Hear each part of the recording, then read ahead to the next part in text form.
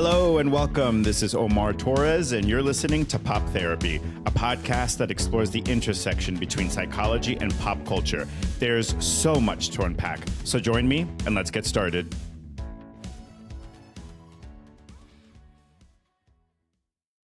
Well.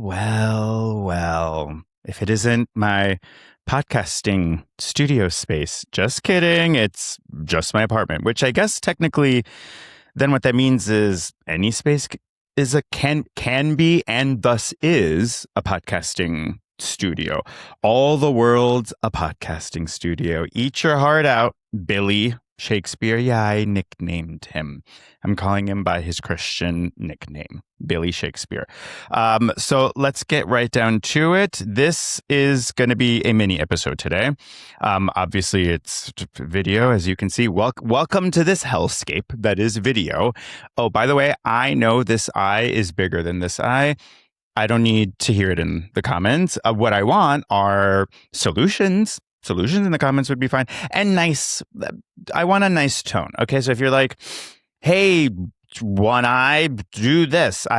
That's not what I mean by solutions. I mean like, hey, friend, just an idea, just a thought you might want to try blank. I appreciate that. I appreciate like a good faith suggestion or solution in any case. So today is a mini episode. As I said, there's a few housekeeping things that I want to go over. First and foremost, the official season 3 premiere is going to be next week. So that'll be whatever date that is from when you're listening to this. I'm not sure exactly when this is going to come out. So a lot of the interviews that I have already done were done only with the audio component. So they weren't done with video, unfortunately. This was before the glow up, as the kids say. Do kids say that anymore? I'm not sure. But it was before I decided to do a video component. So some of the interviews, again, a handful of them will just be audio. So bear with me. I'm doing that. This is a team of one. It's just me. It's just me doing this. I know. Can you believe it? So that's that. So, to mitigate any kind of confusion, there will be some episodes with video, some not. And that's basically why. Because some of the interviews I did, again, that happened before I decided to go full on video for y'all. So that is the first thing I wanted to mention.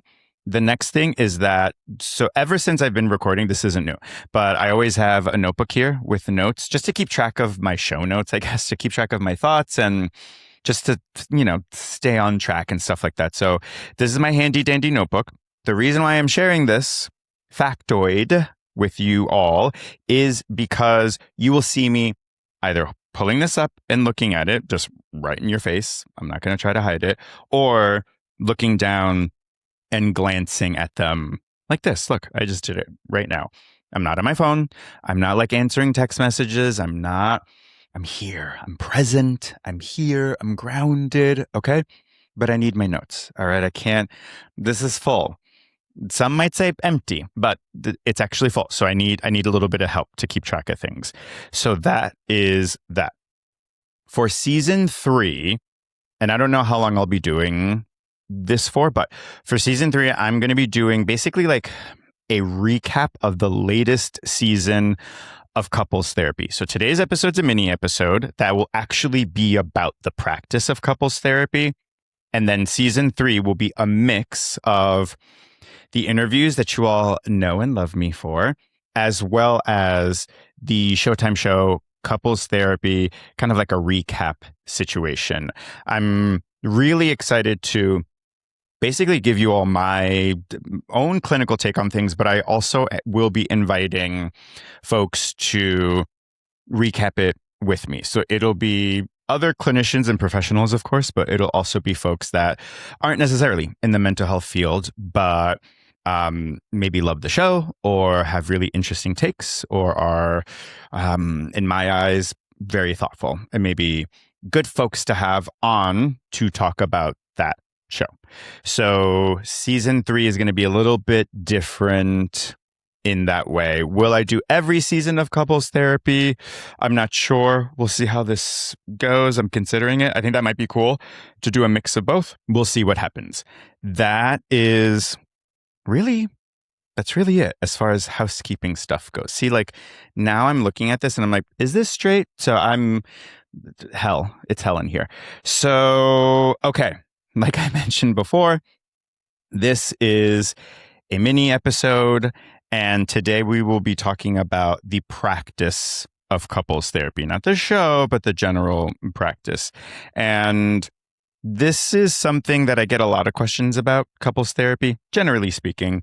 There's a lot of interest in it, and I think I can understand why. It's very intimate. It's interesting.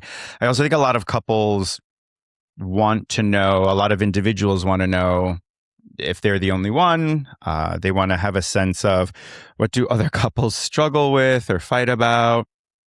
And I don't begrudge them that.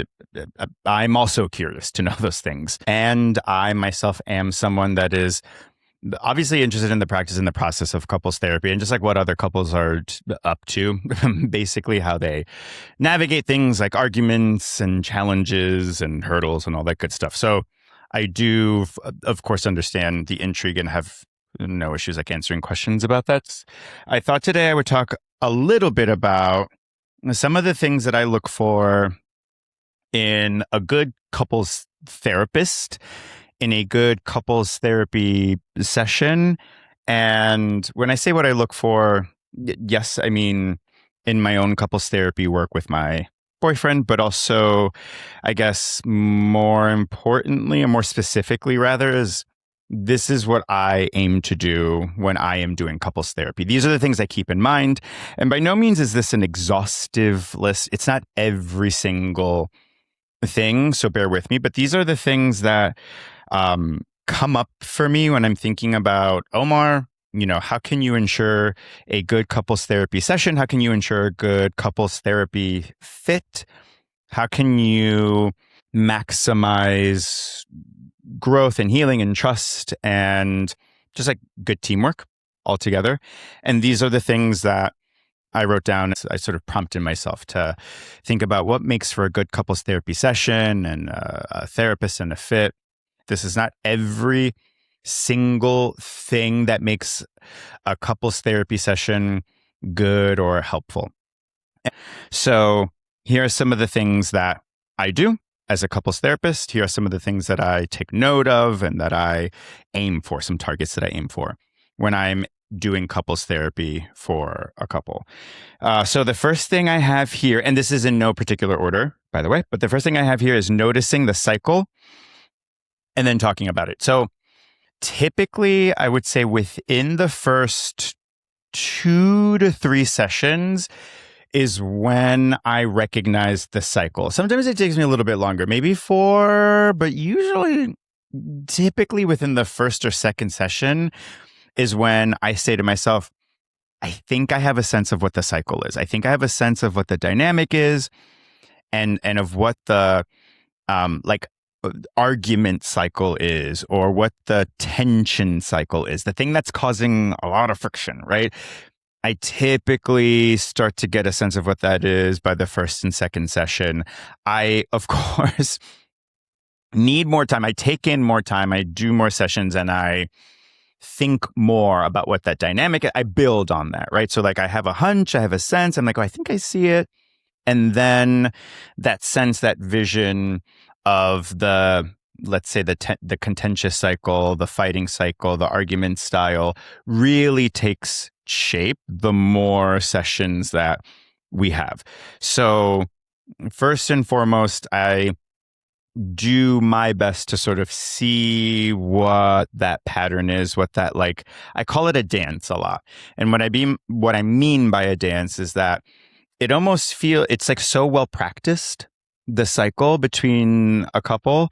It's such a well practiced habit, for lack of a better word. It's such a well practiced dynamic, and that's why I call it a dance. It feels like I'm watching a couple dance, and some, partner A is leading, then sometimes partner B is leading, and they do dips here and a fox step there, right? So that's why I call it a dance.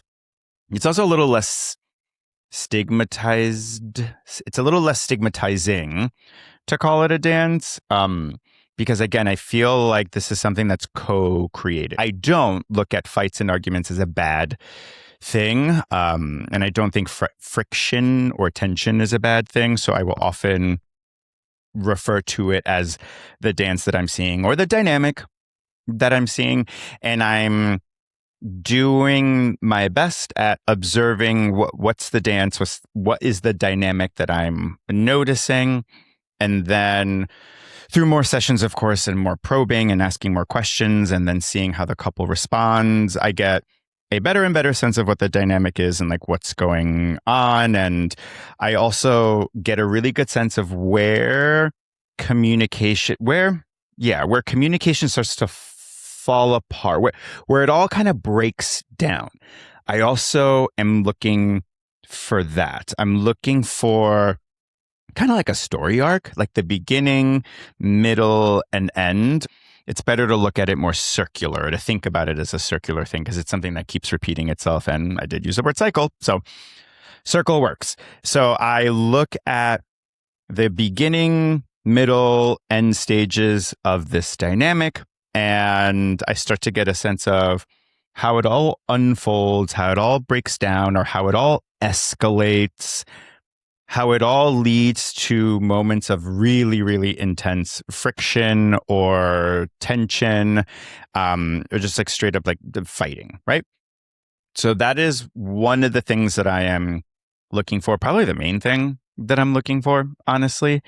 And once I feel like I have a really good sense of it, once I feel like, I think I'm onto something, then I will share this cycle that I'm noticing, this dynamic with the couple. And I will basically tell them, I'll say like, so here's what I'm noticing. Here's how I'm noticing this dynamic start. Here's what I'm noticing during, and here's how I see it all kind of unfold or break down.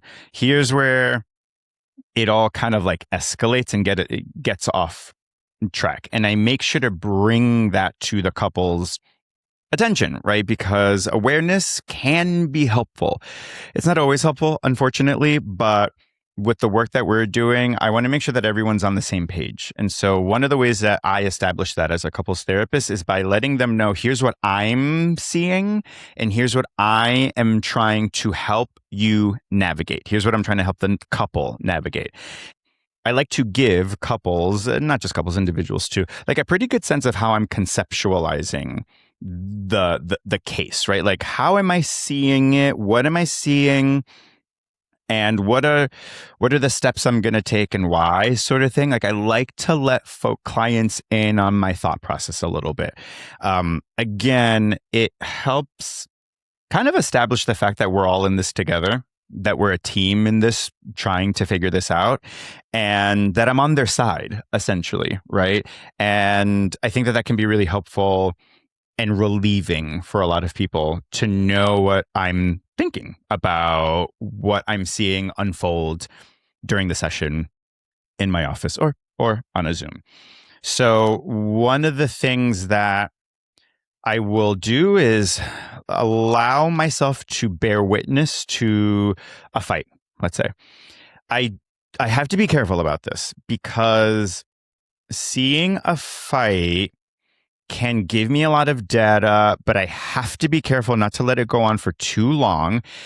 Once it starts to feel like a runaway train, it can be really hard to feel like you can get it back on track. So as a couples therapist, I do appreciate witnessing the fight in real time, because when a client reports back what happened, there's a lot of things that can get like misinterpreted, misconstrued, forgotten, misunderstood, stuff like that, right? So being told this is what happened, this was the fight, is of course helpful.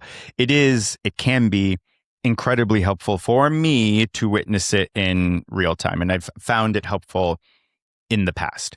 Again, I have to be very delicate about this, because I cannot let a fight escalate so much that the whole session is just me with popcorn watching a couple fight.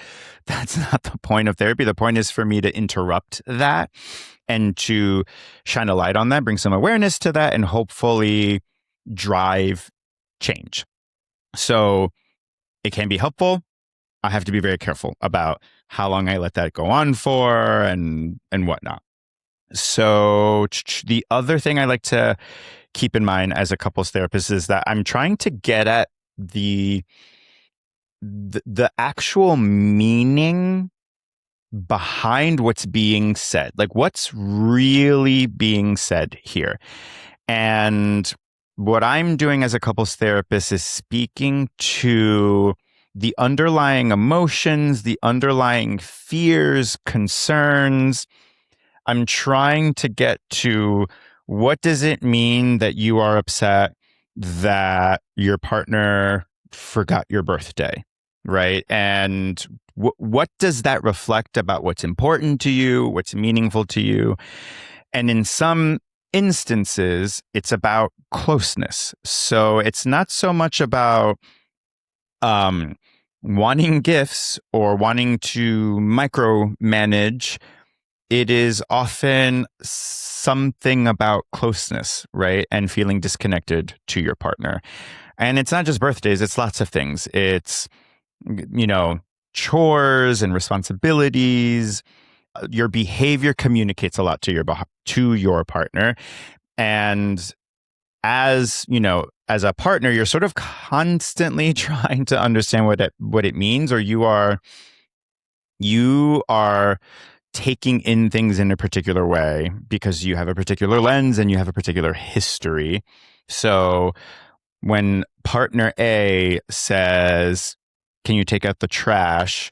How does partner B receive that, hear that? What do they hear? How do they respond? How do they react? And what does that mean about what's going on for them and how they are receiving take out the trash, right? I'm trying to get to the bottom of things. I'm trying to get to a really deep understanding of what is actually being said, why, and what does that mean for the couple involved? What does that mean for everyone involved? And trying to bring that to the surface, trying to bring that to the forefront of the conversation. And that often the goal there is to establish a sense of understanding, empathy, compassion, but really understanding, and to establish a sense of understanding what the other person cares about or what matters to them and why it matters to them, right? So that's part of what I'm doing. That's part of my, couples therapy work and what I think is, good couples therapy. At some point, I invite them to create a new dynamic, right? So at some point during the session or at some point during our work together, I invite them explicitly to try something new. I might literally say, so I'm going to invite you to try something new, but by inviting them, I mean, so let's try something new. Let's try something different and see how that goes, right? Let's see if that feels better. Let's see what happens when we interrupt this cycle. We interrupt this dance with new steps that will hopefully inspire, activate change. Of course, building trust, building a really strong foundation of trust and a rapport with the clients is also part of what I'm trying to do. In everything that I say to the couple, part of what I'm also doing is establishing a really solid foundation of trust. That's arduous work, and I think it should be. I think it should be arduous work. I think it should be effortful. I think I should have to try, right? I think the attempt has to be there for me to actually try and establish trust. So that takes time, which is fine, right? Part of what I am saying and why I'm saying it, and part of how I say it, is also partially all in an attempt to establish that trust, to establish that really strong therapeutic bond. And it all starts with that foundation, right? So that's, again, part of what I'm keeping in mind here. Let's see. So what I also attempt to do as a couples therapist is be the agent of change.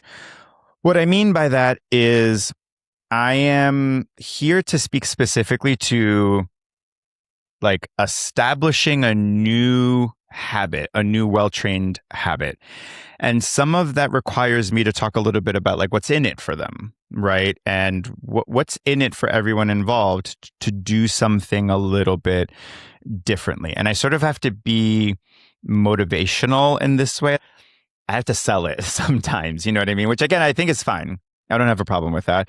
I think for a lot of people, they're exhausted, they're burnt out, they're really unsure, they're really angry or upset or sad.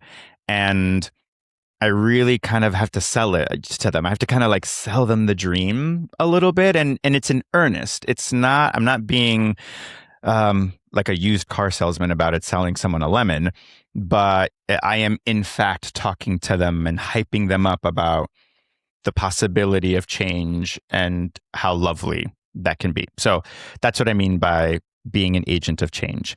In couples therapy work, I am looking for levels of motivation, and I'm also looking for how unmotivated or motivated someone is.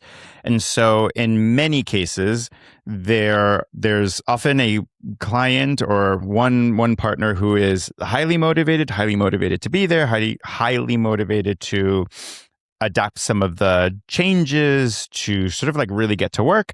And then sometimes that partner is in a relationship with, in a couples therapy session with an unmotivated partner. And I want to make sure, I don't mean that word pejoratively. I don't mean it's bad. I just mean the partner who maybe has already decided that they don't want to be in this relationship, or perhaps a partner who feels really hopeless, isn't feeling super optimistic, a partner who maybe is incredibly burnt out and exhausted and feels like I've already tried everything and I have nothing left to give. It could also be a partner who thinks that there's nothing to change. It could also be a partner maybe who thinks like, I think everything's fine. I think this is okay. Like this is news to me that my partner is really upset, or I keep hearing that my partner is really unsatisfied and I don't know what to do because I feel fine, or I feel okay, or I don't think this is so bad, right? And the list goes on and on and on. So often I am assessing for that. Levels of motivation. Where is everybody? How motivated or unmotivated are we? So I'm keeping that in mind and essentially letting that inform the way that I interact with each individual. The unmotivated partner might need a little bit of like hyping up from me, a little bit of like, we can do this. I believe in this. Like, let's try this, right? I may need to like sell it a little bit more, right? I may need to kind of invite them in a little bit more, right? So that's something that I'm just looking for. Levels of motivation typically, not every time, typically impact how willing, ready, and able someone is to try some of the interventions, some of the strategies and techniques that I talk about and encourage and help them navigate through and educate them on, right?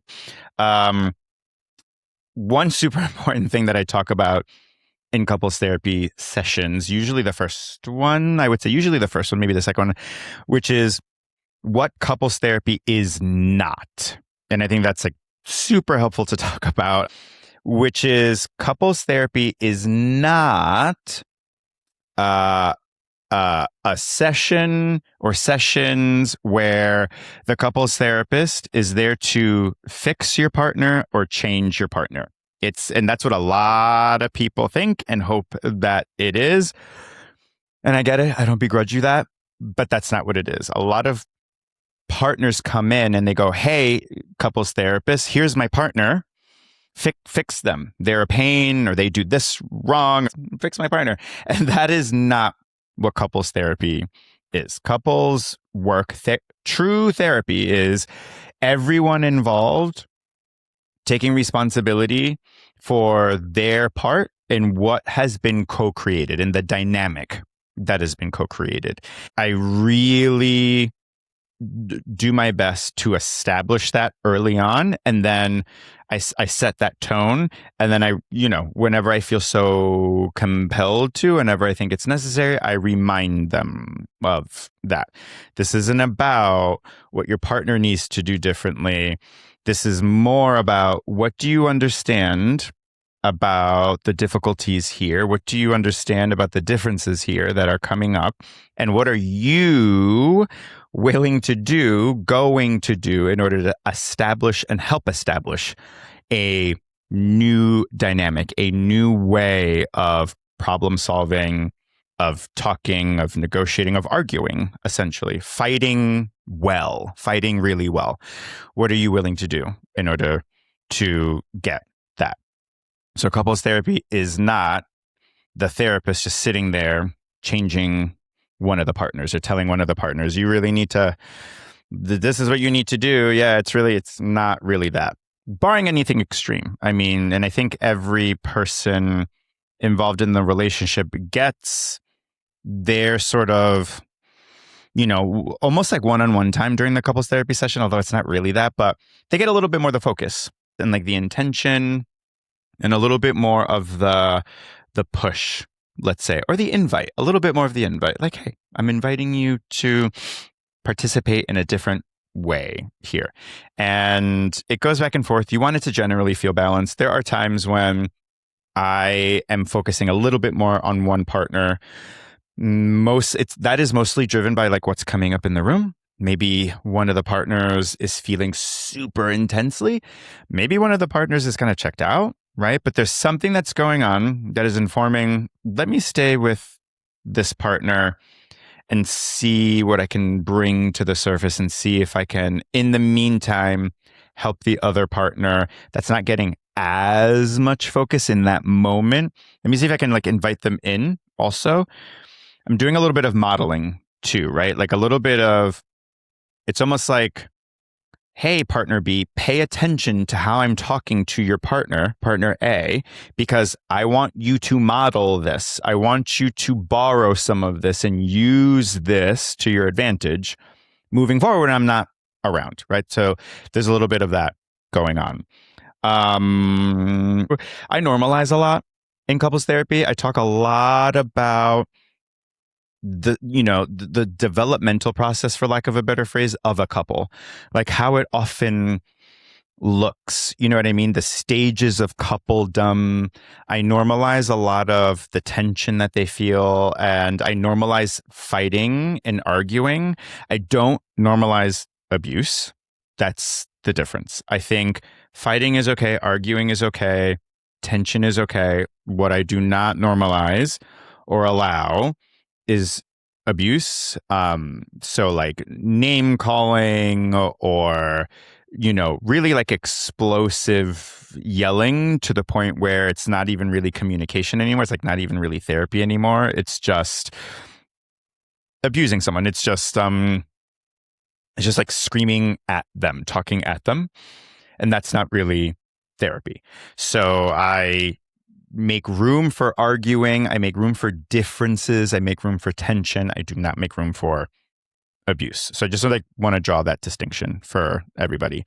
So I normalize a lot of that, and I normalize things that they argue about, and I normalize, the tensions that they feel.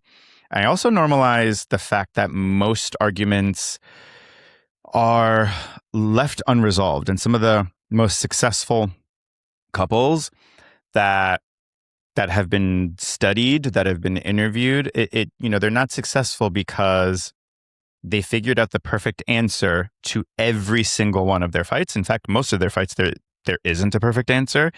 It often comes down to understanding and compassion, kind of like meeting your partner where they're at and figuring out the best way to navigate differences, essentially. The really successful couples navigate differences really well, really masterfully, really respectfully, with a lot of respect and a lot of kindness, and also firmness. So not being a walking doormat, holding firm, to what's important to you, of course, but also making room for what's important to your partner, and allowing that to also be a part of the conversation and a part of what you integrate into your understanding of your partner, and thus like how to interact with them. Which leads me to my final point, which is I'd like to right now define what I mean by compatibility. So often the way we think about compatibility is how many things do we have in common? How many things are synced up really well? How many things line up really well, match up perfectly? And I, of course, understand the appeal of that, especially nowadays. I understand the appeal of wanting to have things in common with your partner and wanting a lot of things to match up. Totally. What I mean when I talk about compatibility is how well does a partnership navigate the differences in one another? How well does a partnership talk about differences and challenges, and how well does a partnership negotiate around those differences and around those challenges? Because having a bunch of stuff in common, like that's the easy stuff, right? That's the easier stuff, right? It's like, oh yeah, the stuff that doesn't cause a ton of tension. Yeah, that's easy. Great. And so I don't really consider that compatibility. It's nice to have, don't get me wrong. It's nice that me and my boyfriend share a lot of commonalities. It's nice that there's a bunch of things that we both really like TV shows. It's lovely that he and I both really like Widow's Bay and sit down and watch it together and talk about it afterwards and really enjoy it.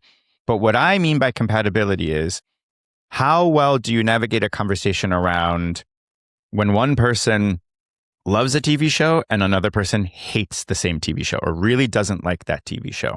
How do you navigate that conversation? And how does that conversation pan out? What goes down? How does it shake out? What unfolds? How is it discussed? How is that loop closed, essentially? And if that loop isn't closed, how is that navigated? How is that treated, right? Because a lot of loops are going to be left open, right? And what I mean by that is there's no obvious solution that is going to leave everyone feeling 100% happy and like great and all the good stuff, just like awesome and great and smiley.